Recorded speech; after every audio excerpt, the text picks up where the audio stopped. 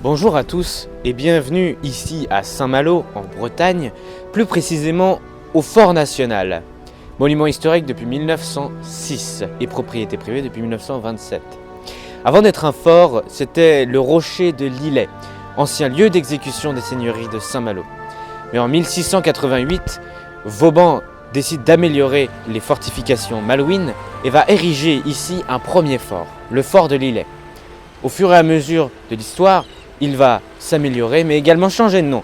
Il va en effet porter les noms successifs de Fort de Lillet, Fort Royal, Fort Révolutionnaire, Fort Républicain, Fort Impérial et enfin Fort National depuis la Troisième République. La seconde enceinte date de 1690 et la deuxième a été rajoutée dans les années 1850. Mais maintenant, suivez-moi à l'intérieur du bastion de cette première enceinte du Fort National.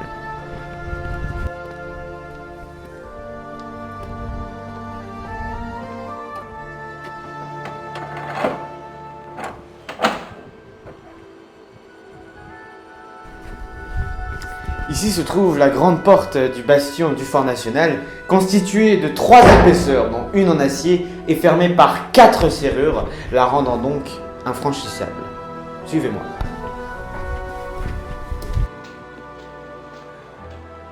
Sous nos pieds se trouve la citerne du Fort National. D'une contenance de plus de 50 000 litres d'eau, elle pouvait approvisionner la centaine d'hommes qui logeaient ici en temps de guerre. C'est donc de l'eau de pluie qui est recueillie via un système de gouttières en granit qui se trouve derrière le corps de garde et qui est acheminé jusque sous nos pieds grâce à un système de tuyauterie.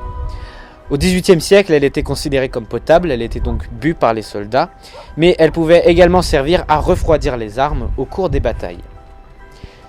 Cette plateforme nous offre également une vue imprenable sur toute la ville de Saint-Malo intramuros, et notamment son château des Ducs de Bretagne.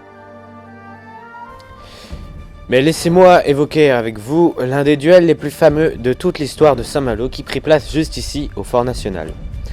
Nous sommes en 1815, dans une taverne de Saint-Malo un soir. Il s'y trouve un Malouin et derrière lui 12 officiers prussiens du régiment d'occupation de Dinant. L'alcool coule à flot, les Prussiens deviennent vite soûls et profèrent des insultes envers l'empereur déchu et la ville de Saint-Malo. C'en est trop pour ce Malouin qui alors se lève, prend sa chaise et la fracasse sur la tête d'un officier prussien. Il dit alors « Messieurs, je suis Robert Surcouf et je n'ai pas l'habitude de me battre avec une chaise. » Le duel prit place quasiment immédiatement juste devant le Fort National. C'est ainsi à la lueur des torches que Robert Surcouf tua 1 à 1 les 11 officiers prussiens. Et en venant au 12e, il se contenta de lui trancher le poignet après l'avoir déjà sérieusement commotionné et dit alors « Monsieur, je vous laisse la vie sauve, puisqu'il me faut un témoin. » Nous sommes ici dans le corps de garde, aussi appelé le logis, qui, comme son nom l'indique, permettait de loger la centaine d'hommes qui constituaient la garnison du Fort National. L'architecture du corps de garde est très simple, elle s'inspire en effet des simples fermes bretonnes, puisque Vauban partait du principe que ce serait la première construction à être détruite au cours d'une bataille. Nous sommes ici dans une des grandes pièces qui était réservée aux miliciens, c'est-à-dire aux soldats de l'armée régulière, avec sa grande cheminée devant laquelle les soldats pouvaient se réchauffer les froids soirs d'hiver ou de tempête.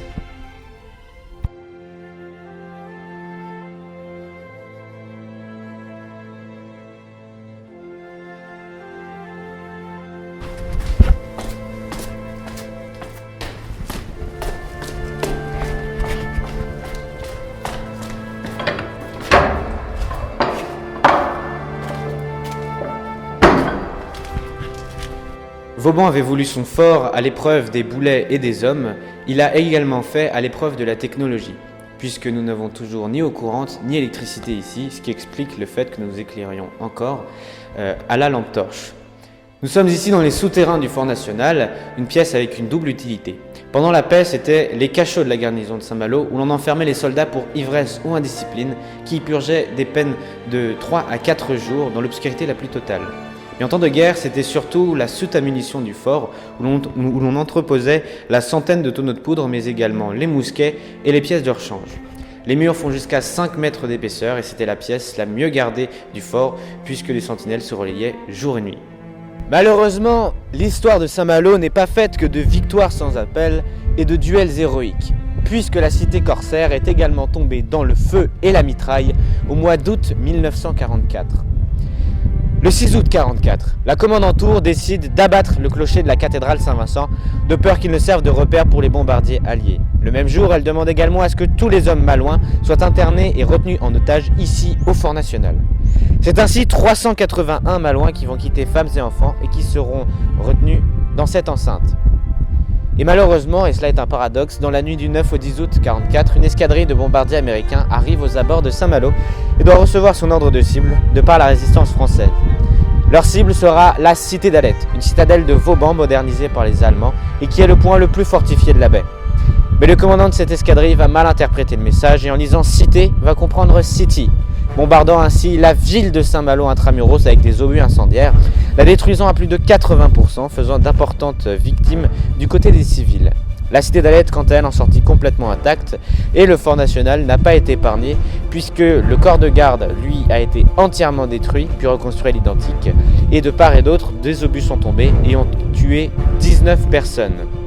En 1949, le général de Gaulle rendit visite à Saint-Malo qui entamait alors sa reconstruction et il déclara sur le seuil du Fort National « La destruction de Saint-Malo est un deuil international ».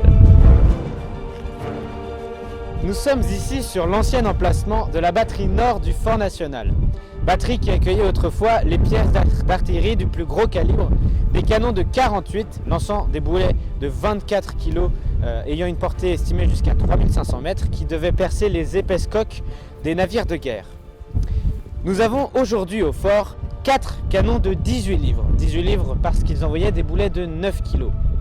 Ils ont tous les 4 été mis en dépôt ici en 2011. Les 2 premiers sont propriété de la Marine nationale et les 2 suivants ont été donnés aux propriétaires par un de leurs amis qui les avait trouvés dans une déchetterie, sachant que chacun d'entre eux pèse plus d'1,5 tonne.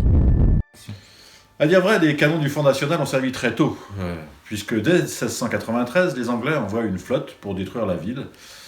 Parmi elles, il y a une espèce de brûlot qui doit s'écraser sur la poudrière de Saint-Malo, c'est ce qu'on appellera plus tard la fameuse machine infernale, laquelle est censée provoquer une explosion et un incendie qui devait dévaster la ville.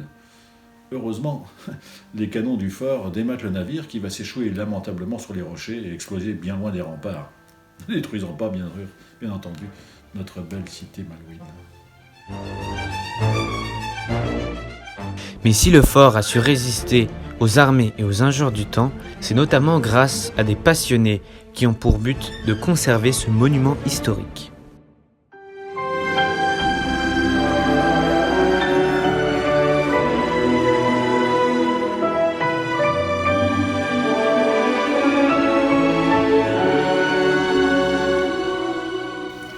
Le fait d'être propriétaire du Fort National est une grande responsabilité.